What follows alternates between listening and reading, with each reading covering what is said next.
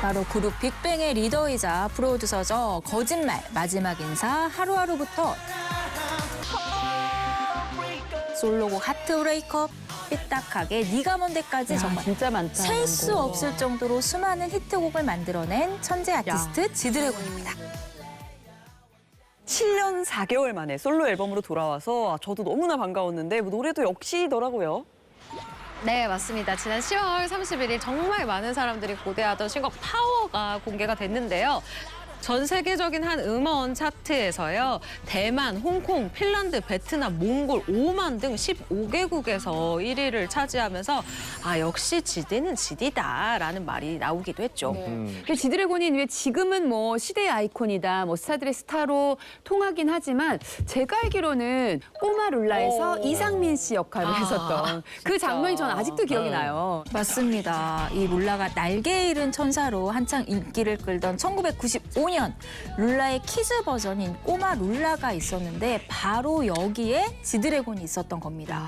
달라. 당시 지드래곤의 나이가 7살이었습니다. 야, 근데 진짜 스타는 7살 때부터 다르다라는 게 느껴지는 게 네. 너무 다르네요.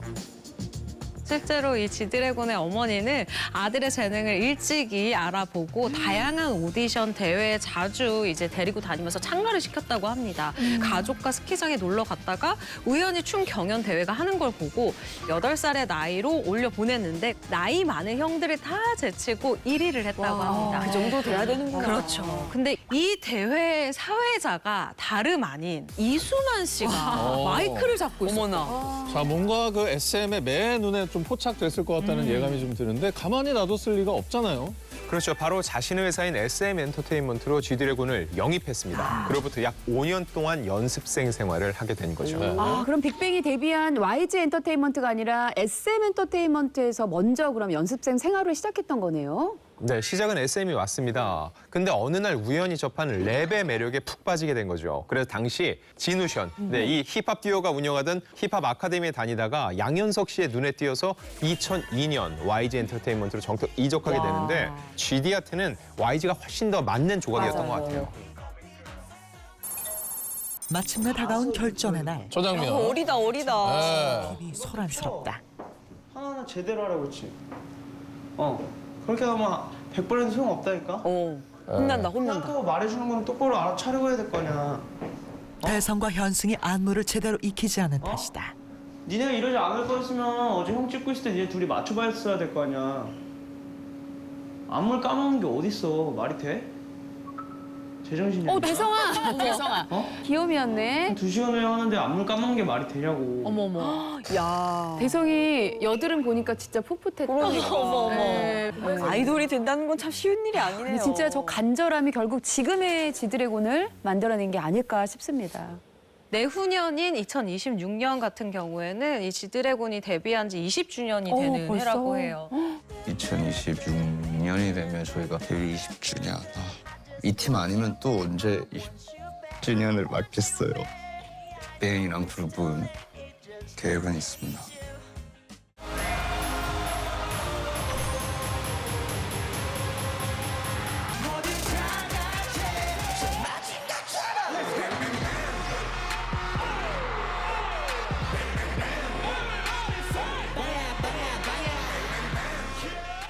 굉장히 이 논란에도 예민한 이 업계에서 20년 동안 살아남았다는 건 저는 진짜 대단하다라는 생각이 들거든요.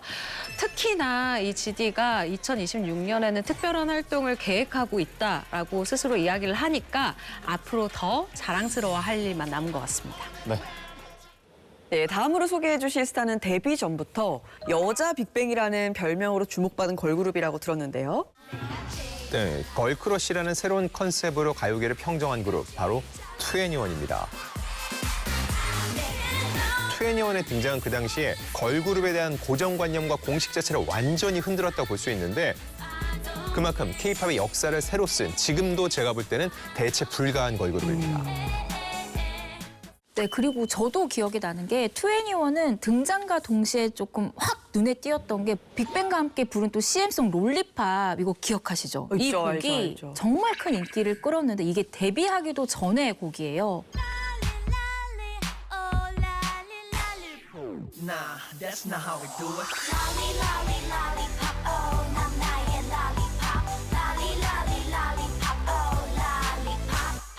이것 때문에 대체 데뷔곡은 어떤 곡일까 정말 초미의 관심을 모았었는데 이 데뷔곡이 대중의 기대에 부응하다 못해 정말 폭발적인 반응을 이끌었던 레전드 데뷔곡이 됐습니다.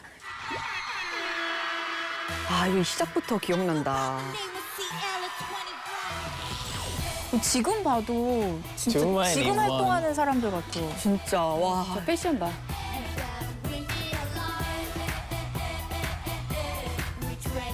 와, 근데 진짜 잘한다. 야, 15년 곡인데 전혀 촌스럽지도 않고 지금도 약간 흥얼거리게 되는 진짜. 네. 당시 인기가 얼마나 대단했냐면 걸그룹 최초로 데뷔한 해 신인상 받았고요. 여기에 대상까지 함께 타는 엄청난 대기록을 세웠거든요. 올해의 노래상이 되겠습니다. 21 I don't care. 네, 정말 너무 감사드리고요. 아이돈케어 많이 사랑해주신 모든 분들 정말 감사드립니다. 정말. 와. 근데 음악도 음악인데 이 멤버들 개인마다 색깔이 너무 달랐잖아요. 그래서 그 관심과 인기가 정말 높았던 걸로 기억해요. 이게 전략의 성공이라도 볼 수 있는데 2011년에 엠넷에서 방송된 21 TV라고 있습니다. 아이돌을 중심으로 한 리얼리티의 시초라고도 볼 수 있는데 21 하면 무대 위에서는 카리스마, 걸크러쉬의 정석인데 이 리얼리티를 통해서 볼 때는 천진난만하고 장난꾸러기 같은 그 또래 소녀의 모습이 그대로 보여주잖아요. 이런 반전 모습으로 인기를 끌었는데 자, 어저께 방송한 내용을 보자니 옥수수를 마시고. 저때 박범 씨가 다이어트를 해야 되는데 옥수수를 너무 많이 먹어서 박범 씨 하면 약간 옥수수가 좀 밈처럼 따라다니던 때였어요. 나는 옥수수가 싫어요. 옥수수가 싫어요! 5번 크게 시작. 옥수수가 싫어요! 귀엽다. 아이고, 귀여워, 풋풋해. 애기해. 통상적으로 이런 리얼리티 프로그램 시청률 1%만 넘어도 대성공이었던 케이블 방송에서 무려 3%를 넘나들 만큼 폭발적인 인기를 누렸습니다. 21 리얼리티 프로그램뿐만 아니라 정말 21의 독특한 패션과 아이템들도 주목을 받았습니다. 특히 마돈니 산다라박의 헤어스타일이 활동 내내 주목을 받았는데 타이어에서 저 야자수 머리를 했고요. 또 내가 제일 잘 나가에서는 외계인 같은 머리, 베지터 머리를 선보이기도 했습니다. 진짜 예쁘게 생겨가지고 그러니까 더 뭔가. 산다라의 뭐 야자수 머리. 아, 네네. 그때 개그계 쪽에서 많이 따라해 주셨어요. 그때만 너무 감사했죠. 다양하게 따라했고. 네. 그 당시 그 축제 촬영에는 썬루프가 없었어요. 하이탑이 없었죠. 네, 배내도 그렇고. 그럼 어떡해? 그래서 저는 항상 이 목에 담이와가지고 이렇게 누워서 왔던 옆으로. 거예요. 목을 못 타고 있었구나. 어머, 어머, 어머. 천장. 근데 21의 싸늘하박의 매력이 있기 때문에 저런 게 찰떡으로 좀 소화된 거지 아무나 저 머리 하면 큰일 나는데 흉노족이에요. 예. 아니, 정말 저렇게 화격적인 활동을 이어오다가 2016년에 돌연 해체를 선언하면서 참 많은 팬분들을 놀라게 했고 또 아쉬워했었잖아요. 아쉬워했던 1인 중에 한 명이 저였고요. 진짜 저는 팬심으로도 좋아했었거든요, 21을. 해체 후에 멤버들은 각자 개인 활동에 집중했지만 언제나 함께 무대에 서는 날을 다들 그리워했다고 해요. 그러다 지난 10월 데뷔 15주년을 기념해서 단독 콘서트를 개최하면서 8년 만에 재결합을 했는데 뉴진스, 아이브, 에스파, 요즘 최고라는 걸그룹들이 전부 다 축전을 보냈더라고요. 그들이 모두 21을 보면서 꿈을 키웠어라고 얘기할 정도로 레전드 걸그룹입니다. 정말 뭉클했을 것 같아요. 21의 리더 이 CL이 서울 콘서트 말미에서 이렇게 얘기했습니다. 이렇게 뜻깊은 날 한자리에 모일 수 있게 돼서 기쁩니다. 예전에 그 시대를 함께 해주셨던 분들은 너무 반갑고 오늘 새로 왔다면 이런 그룹이 있다는 좋은 기억과 기분으로 돌아가셨으면 좋겠다고 뭉클한 소감을 전했습니다. 네, 요즘 제가 참 개인적으로 좋아하는 분입니다. 가장 먼저 소개해드릴 분이기도 한데요. 슬기로운 의사생활에서 신경외과 선배 최송화를 짝사랑하는 다정한 연하남 역을 맡아서 그때 여성 팬들의 약간 마음을 훔치기 시작하더니 고백하려고 했는데 그 타이밍을 놓쳤어요. 죄송합니다. 올해 인기리에 종영된 S본부의 굿 파트너에서 국중 파트너 변호사 차은경을 또 짝사랑하는 정호진 변호사 역을 맡으면서 서브병 유발자라는 별명을 얻은 김준한 씨입니다. 근데 뭐 선한 역할이랑 뭐 악한 역할 가리지 않고 연기를 너무 잘해서 천생 배우인 줄 알았는데 다른 분야로 데뷔를 했던 거예요? 맞습니다. 우리 김준한 씨가 정말 아주 의외의 이력을 가지신 분이에요. 굉장한 명곡의 주인공입니다. 그 곡 직접 들어보시죠. 이지 아니야, 이지? 이지. 잘 살펴보셔야 됩니다, 여러분. 야, 이 리메이크도 많이 되고 남자들의 노래방 애창곡이에요. 아직까지. 이분은 아니지 않아요? 어디야, 바로 어디? 이분입니다, 여러분. 드러머? 얼굴이 가려져 있네요. 그 스네어에 지금 가려진 분이죠? 네, 맞습니다. 배우 김준한 씨는요, 2005년 한 드라마 OST 곡으로 발매된 이 응급실로 유명한 밴드 이지의 드러머 출신입니다. 이미지가 고정되는 게 싫어서요. 포털 사이트 이 프로필에도 이지로 활동했었던 이 경력을 넣지 않았었다고 해요. 그런데 김준한 씨가 점점 배우로서 얼굴이 알려지면서 반전 과거 이력이 떡하니 나온 거죠. 야, 근데 김준한 씨는 정말 연기를 너무 잘하셔서 어떻게 자기를 이제 배우로 커리어 전향을 한 거예요? 언론 인터뷰에서 직접 밝힌 바가 있는데 일단 음악은 내가 몸에 맞지 않는 옷을 입은 것 같은 불편함이 있었다는 거죠. 그래서 팀에서 탈퇴 후에 연기자의 꿈을 키웠다는 겁니다. 그런데 이 밴드 드러머에서 연기자로 전향하는 과정 쉽지만은 않았는데 생활고를 겪을 수밖에 없잖아요. 그런데 이런 김준한 씨의 지갑을 그나마 조금이나마 지켜준 무언가가 있었다고 합니다. 그 무언가가 뭔가요? 그게 방금 들으셨던 저 노래, 응급실이에요. 아하, 저작권료? 그렇죠. 편곡에 참여했었거든요. 그래서 과거 어려웠던 시절은 물론 지금까지도 매월 꾸준히 저작권료를 정산받고 있는 거죠. 이게 또 리메이크도 여러 번 됐거든. 진짜 연금이다. 아, 생각해보니까 뭐 지금도 뭐 계속 이렇게 불린다면 짭짤하겠는데요? 진짜 부럽다. 네, 말 궁금하네요. 그대로 짭짤하고 막 어마어마한 수준은 아니고요. 그냥 뭐 전기세, 가스비 정도를 감당할 금액을 들어오고 있다고 합니다. 사실 이런 돈이 더 좋잖아요. 꾸준히 들어오는 거. 쏠쏠하죠. 그런데 최근 이 응급실이 올해 1월에 인기 보이그룹 라이즈가 응급실을 샘플링한 러브 119를 발매를 했거든요. 라이즈. 얼마나 이게 많이 스트리밍이 됐겠습니까? 너무 고맙게 생각하고 있고 멋지게 잘 리메이크해줘서 기분도 너무 좋았다 심경을 밝혔습니다. 그런데 과거 드러머로 활동했던 당시에 김준한 씨가 특별한 인연을 맺었던 가수분이 또 있다고 들었는데요. 최근에 김준한 씨가 참여했던 히트작이죠. S본부 굿 파트너에서 함께 호흡을 맞춘 장나라 씨랑 인연이 있습니다. 그 인연, 어떤 인연이었는지 영상으로 확인해 보시죠. 제가 나도 여자랍니다라는 여자랍니다. 곡을 활동할 할 때 때 뒤에서. 뒤에서 나도 여자랍니다. 아, 세션이었구나. 진짜?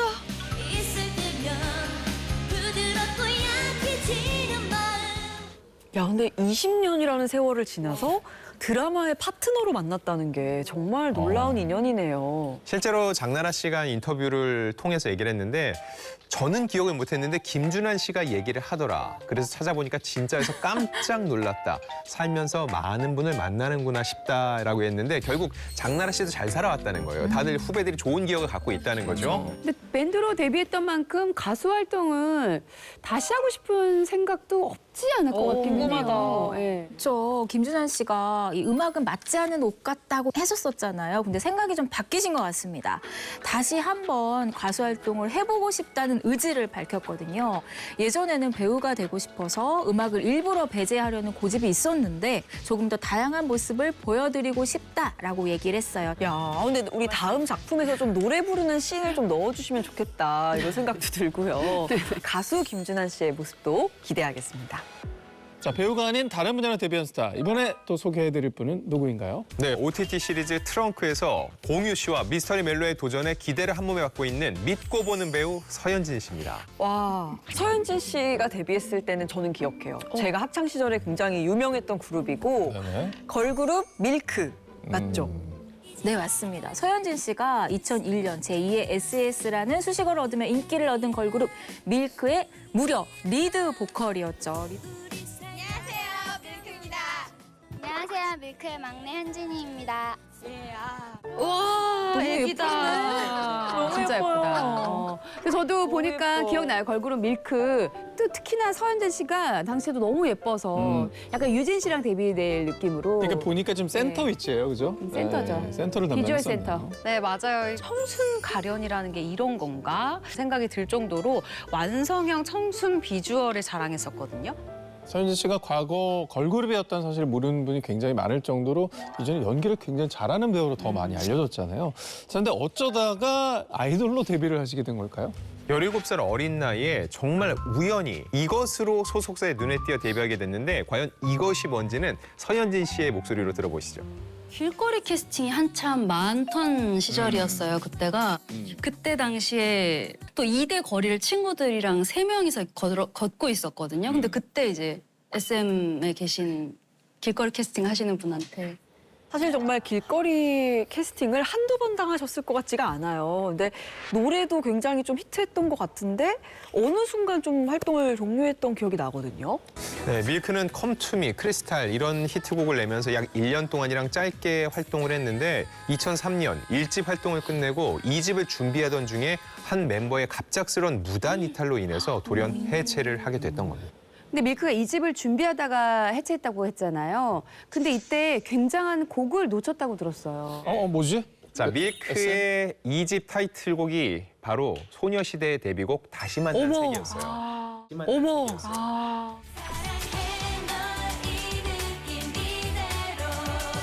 사실 당시 서현진 씨는 소녀시대의 리더로 가요계 재데뷔를 할 기회도 있었다고 하는데 나이 차이가 좀 있었기 때문에 성사되지 않았다고 합니다. 4-5살 위니까요, 그죠? 그럼 어찌 이게 성사가 됐다면 소녀시대의 리더는 태연이 아니라 서현진 씨가 될 수도 있었던 거였죠.